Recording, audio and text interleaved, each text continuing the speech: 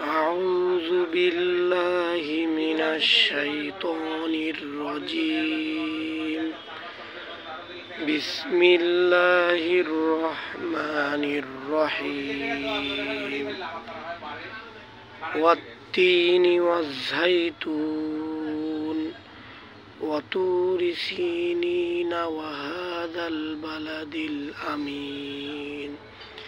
لقد خلقنا الإنسان في أحسن تقويم ثم رددناه أسفل سافلين إلا الذين آمنوا وعملوا الصالحات فلهم أجر غير ممنون.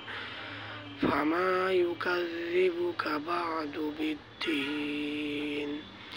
أليس الله بأحكم الحاكمين. صدق الله العظيم.